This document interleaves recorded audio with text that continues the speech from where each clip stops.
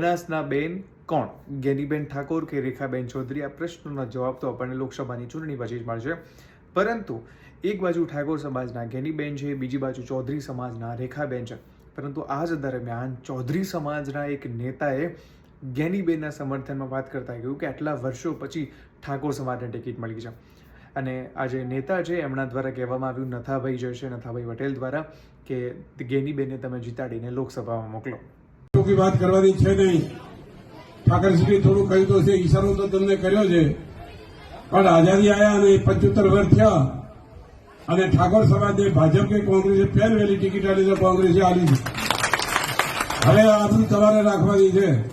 અને જેને જેને આ તરફ તમે વોટ આલ્યા છે એને બધાને જઈને હાથ જોડીને કહો કે અમે ઘણા દાડા તમને વોટ આલ્યા છે, આ વખતે અમારા સમાજને તમે વોટ આવો, નહીતર પછી અમારા પાસે માગવા આવજો. ઉપસ્થિત આ વાત ચોખ્ખા શબ્દોમાં લાલ વાત કરીને કહેશો તો કામ આવશે. અને આ દાડાથી તમારો બધા ઉપયોગ કર્યો છે. એમાં અમારા ધોધરા તાલુકાનો પૂરેપૂરો ઉપયોગ અહીં તો મળે. પીલાબેન જિલ્લા પંચાયતના પ્રમુખ બન્યા, કોંગ્રેસે બનાવ્યા છે.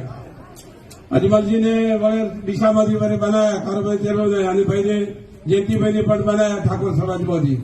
બાકી ધોધરામાં બધા પેલું પકડાઈ દીધું છે. શું સંગઠનનું? તો ફરવાનો છે, તો આ અવેઠી પરિસ્થિતિઓ છે, આ પેલા તો સંગઠનનો છે, તો યુવાનો છે, તો દેશનો છે, શેનો છે ખબર મત પડતી નથી. પણ તમે કલા હારું મજૂરી કરો છો, તમે જો તો તમે કોના હારું મજૂરી કરો છો? થોડા ડાયા થાઓ અને સમજો. અને જો તમારો હશે તમારો થશે. એટલે વિચારી ભાજપે કામ નહીં કરે, કોંગ્રેસે કામ કરે, તમારો હશે ના ભાઈ તમે જેને ઉભા રહેશો એટલે બધા ફોટો ઘરે મૂકી દેજો અને આ બેનને જીતાડજો. બેન છે એની આબરૂ છે, અને જેમ વાઘણ કે વાઘણ જ છે. અને બીજો બધા અમારા પ્રાંતારો મોતમાં મારે દરબારોમાં ગયો હતો તે કે કોણ જીત, મને કે સાહેબ કોણ જીતે, કોણ જીતે? તમે જ કહો.